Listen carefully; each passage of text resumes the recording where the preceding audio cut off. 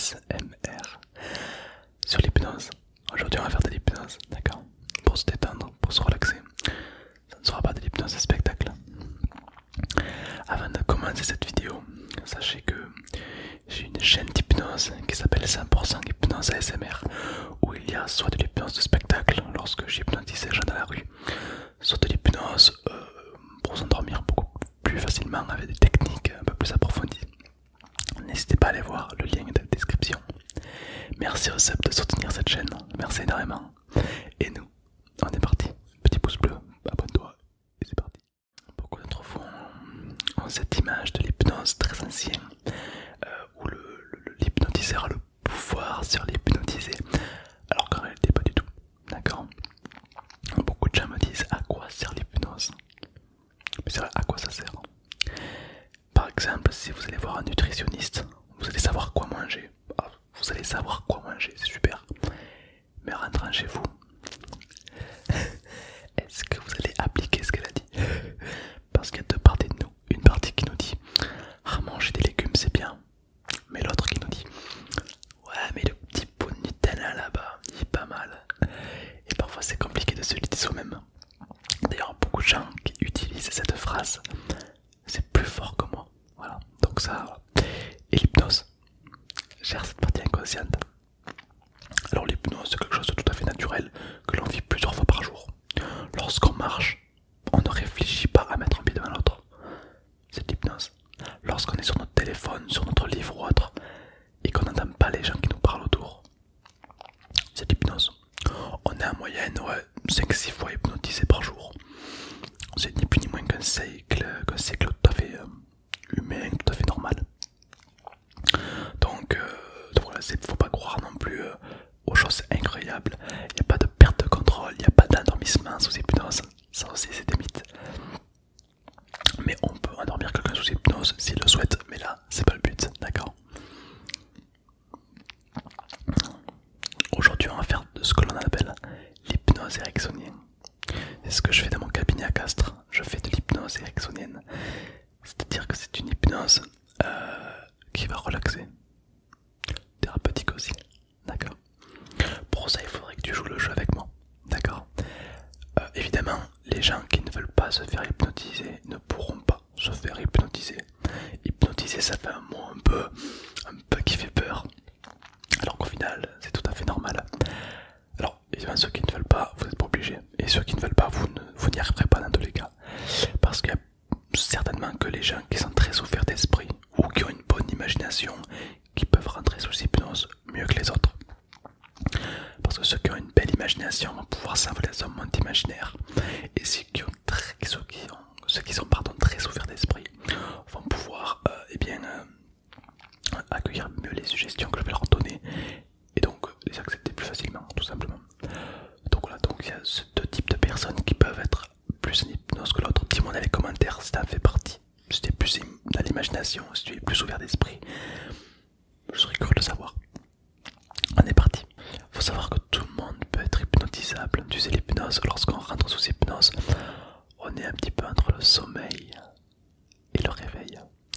C'est d'ailleurs très intéressant et très curieux à observer, puisque lorsqu'on parle d'hypnose, déjà certaines personnes ont une sorte de changement intérieur. Ils se disent mais quelque chose se passe à l'intérieur de moi. Et c'est quelque chose de tout à fait normal au final, puisque l'hypnose c'est naturel et ça fait partie d'un chacun d'entre nous. Parfois on se laisse oublier, on parle mais nos pensées sont ailleurs, on oublie ce que l'on est en train de dire, on divague. Là simplement on est déjà en hypnose en fait.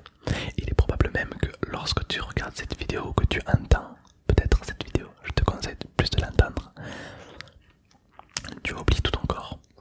Là tu oublies comment tu respirais, tu oublies beaucoup de choses.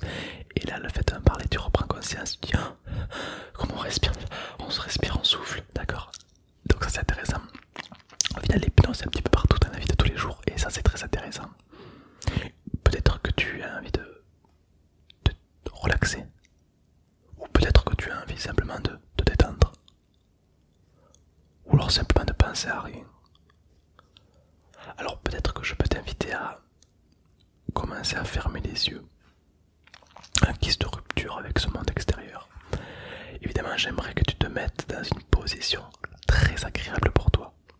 Tu pourras bouger quand tu veux, tu pourras te gratter quand tu veux, il n'y a aucun problème. Simplement te relaxer et t'endormir. J'aimerais que tu ne focalises pas toute ton attention sur ma voix, comme si une partie de toi pouvait entendre ce que je dis pendant que l'autre pouvait simplement écouter une partie de ce corps qui pouvait déjà commencer à se détendre, à se relâcher, à se relaxer. Et c'est très curieux, parce que lorsqu'on rentre dans cet état, et qu'on a déjà fermé les yeux comme ça, une partie de ce corps est déjà plus relaxée qu'une autre. Certaines personnes c'est la main gauche, le bras gauche, même c'est carrément la jambe gauche aussi. Ça m'est arrivé qu'il y a eu plus de gens qui étaient plus relaxés de la partie gauche que de la partie droite. Alors après je me demande si c'était gaucher ou droitier. Peut-être que les droitiers se relaxent plus facilement de la partie gauche, à moins que les gauchers soient plus facilement relaxables de la partie droite et du coup la partie gauche se détend 2 fois plus. C'est possible aussi. C'est vrai qu'on ne choisit pas de quel côté on maîtrise si on est gaucher ou droitier. Ça se fait inconsciemment au final tout ça. Tout ça c'est quelque chose de machinal, inconscient qui se fait peu à peu, de plus en plus au final. Et c'est assez relaxant au final lorsqu'on y pense. Et personne ne peut nier le fait que lorsqu'on a fermé les yeux et qu'on est agréablement plongé dans un état comme ça, c'est le moment où on peut être un peu seul avec nous-mêmes au final. Comme si une partie de nous pouvait commencer à travailler. Beaucoup d'entre nous aimeraient trouver des solutions ou des réponses à certaines de nos questions. Certains d'entre nous aimeraient trouver des solutions ou des réponses à certaines de nos questions. Et justement, peut-être qu'une partie de toi connaît déjà ces ressources, connaît déjà certaines parties. Alors j'aimerais simplement que tu te concentres sur un souvenir agréable, un souvenir que tu as pu vivre ou que tu peux imaginer. Ça peut être un souvenir lointain, ça peut être un souvenir plus récent. Et j'aimerais que tu te focalises totalement sur ce souvenir. Et j'aimerais que tu visualises. Regarde tout ce qu'il y a à voir dans ce souvenir. Les sourires, les regards, les émotions qui traversent certaines choses. Ou simplement écouter tout ce que tu peux entendre. Les voix de certaines personnes que tu aimerais voir, qui peuvent être là. Ou simplement ressentir tout ce qui pouvait se passer à ce moment précis. Quelle émotion tu as? Qu'est-ce que ça te fait d'arriver à ce stade? De ressentir certaines émotions. Ressentir un souvenir plus ou moins agréable qui arrive. Et ce qui est très curieux, c'est que lorsqu'un souvenir comme ça peut commencer à se faire ressentir, c'est comme s'il pouvait devenir très agréable et s'amplifier dans le corps. Parce que lorsqu'on l'a créé dans notre cerveau et que tout ça commence à se créer de plus en plus, de mieux en mieux, c'est comme si une partie de nous était déjà dans l'observation de ce souvenir, comme si tu pouvais l'observer, ce souvenir. Peut-être que parmi vous, certaines personnes vont le ressentir. Au final, c'est très métaphorique tout ça, puisque certaines personnes vont commencer à le ressentir, alors que d'autres vont commencer à le visualiser mieux. Et ça c'est très intéressant, puisque on va pouvoir commencer à se renseigner, à prendre des choses qui sont bonnes pour nous. Peut-être que tu sais déjà qu'est-ce qui est bon pour toi. Alors j'aimerais simplement que tu commences à choisir ces choses et à les s'intégrer, comme si une partie de toi pouvait se dire: ça c'est une bonne chose pour moi. Qu'est-ce qui peut t'apporter ce souvenir selon toi? Certains souvenirs sont porteurs de messages, comme on dit. Il y en a qui utilisent des anecdotes, d'autres des histoires, d'autres des contes de fées, et au final, tous ces souvenirs sont liés, nous apprennent souvent une morale à la fin. Peut-être que ton expérience peut t'amener une certaine morale, une certaine chose. Je serais curieux de savoir laquelle c'est. Et simplement tu peux commencer à l'intégrer de plus en plus. Comme si une partie de toi pouvait déjà intégrer. Peut-être même que symboliquement, cette émotion agréable, ce ressenti, ce vécu, cette expérience, tu pourrais le mobiliser métaphoriquement quelque part dans ce corps. Certaines personnes c'est au niveau du cœur, d'autres de la gorge, d'autres du torse, d'autres des poumons. Je me demande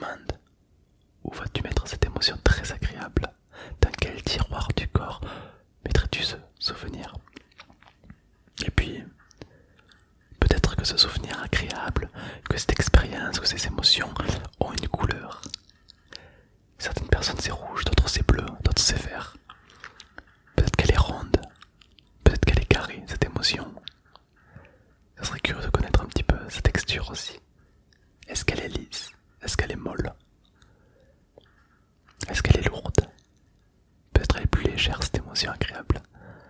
Ou simplement, peut-être qu'elle est plus chaude ou plus froide. Et alors j'aimerais que tu la prennes en toi et que tu la mettes quelque part symboliquement dans une partie de toi. Tu sais, parfois on a tendance à dire oh, je mettrai ça dans un coin de ma tête. Au final on le garde au fond de nous. Et parfois même avec le temps on oublie qu'est-ce que c'est. Mais c'est rangé. Un petit peu comme de la place qui s'accumule mais on sait pas quoi en faire. Peut-être qu'à partir de maintenant, et comme cet état se modifie, cette respiration se modifie également depuis quelques minutes et avant ces quelques secondes, tu vas pouvoir commencer à te relâcher de plus en plus, te détendre davantage. Et peut-être qu'à ce moment précis, tu vas pouvoir simplement commencer à ressentir tous les muscles de ce corps qui se relâchent, qui se détendent. Peut-être même qu'à chaque fois que tu vas souffler, c'est se libérer de plein de choses que tu ne sers plus. Et à chaque fois que tu souffles, c'est se libérer de plein de choses que tu ne te sers pas des masses au final. Des choses qui pour toi t'ont appris des choses dans le passé mais qu'à l'heure d'aujourd'hui tu n'as pas vraiment l'utilité à l'exploiter. Ça n'a rien à faire en toi, alors tu peux le faire partir comme on ouvrirait une fenêtre et on sentirait l'air passer au final. Et c'est agréable d'observer à quel point on peut aller très profondément en soi et faire le ménage. C'est vrai que c'est un petit peu curieux mais on a rarement le temps de faire le ménage pour soi. C'est rare lorsqu'on se pose la question qu'est-ce que je pense, qu'est-ce que je ressens, comment je vais, est-ce que je vais bien, savoir s'écouter, savoir se dire ça je n'ai plus besoin de ma vie, je peux l'enlever. Cette émotion a été utile dans le passé mais aujourd'hui cette émotion ne me sert plus, je peux décider de la remplacer par une émotion bien plus agréable. Une imagination, une musique, un souvenir, une expérience peut-être. Et c'est très curieux parce qu'une partie de toi commence déjà à travailler sur ça. Alors que l'inconscient, lui, œuvre. Et surtout, ces choses se mobilisent pour arriver à quelque chose de très intéressant. Peut-être que le fait de se libérer de certaines choses, c'est comme faire le deuil, c'est comme laisser les choses partir, c'est comme s'autoriser à aller mieux. Parfois, beaucoup de gens ne s'autorisent pas forcément à aller mieux. Peut-être que toi, pour une fois, tu peux t'autoriser à aller bien et à laisser certaines émotions partir. Et peut-être déjà que ça va un peu mieux. Ressentir que tout se passe de mieux en mieux, de plus en plus, de plus en plus agréable. Je me demande quelle émotion agréable vas-tu mettre derrière tout ça et avec quelle puissance cette émotion va commencer à se renforcer. Je me demande si c'est les souvenirs ou l'expérience qui va renforcer cette émotion agréable. Ce souvenir peut-être tout simplement.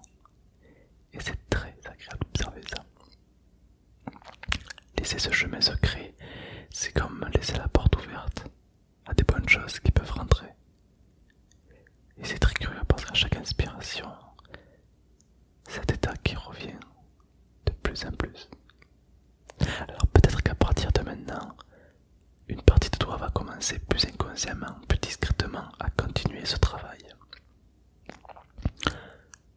Au plus profond de toi-même, certaines choses se font, comme pousser les cheveux, faire battre son cœur, réparer l'épiderme. Et bien peut-être qu'à partir de maintenant, ce travail inconscient va continuer à se créer, à se faire. Les choses que tu aimerais qu'ils changent, des caractères, des émotions vont commencer à se faire, à se mobiliser à partir de maintenant. Et simplement, j'aimerais que tu reprennes légèrement conscience d'où tu te trouves. Dans quelle posture tu es. Un peu comme si ça faisait quelque temps que tu étais parti. Comme si tu étais parti en voyage et que tu décides de revenir. Alors tu peux prendre une grande inspiration et souffler. Peut-être même encore une fois. Grande inspiration et souffler.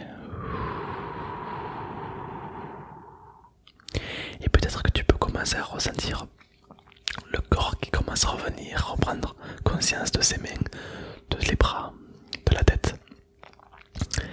Et puis lorsque tu seras prêt, tu pourras commencer à ouvrir les yeux, à ton rythme évidemment, et reprendre conscience d'où tu te trouves et revenir ici et maintenant, simplement. Parfois certaines personnes ont des larmes physiologiques, d'autres s'étirent, d'autres touchent les mains comme ça pour reprendre conscience, ça se fait. Alors c'est intéressant parce que certaines personnes auront tendance à avoir eu des images, d'autres à mettre un peu plus de temps à se réassocier, d'autres auront eu cette relaxation intense, d'autres seront partis loin et ils ont eu l'impression de que ça a duré longtemps ou alors simplement d'avoir complètement oublié où est-ce qu'ils étaient et de revenir maintenant. Ils se sont détachés d'eux-mêmes et parfois se détacher de soi-même ça fait du bien de partir en vacances parfois ailleurs. C'est très, alors très agréable. J'espère que cette séance d'hypnose t'a plu. Donc c'est une séance d'hypnose ericksonienne, d'accord? N'hésite pas à recommencer la vidéo pour davantage de confort, davantage de... comment ça, davantage d'expérience. J'espère que cette vidéo t'a plu. N'hésite pas à rejoindre ma chaîne 100% hypnose, c'est pour des choses comme ça. Dis-moi dans les commentaires ce que tu as pu ressentir, ça me ferait vraiment plaisir.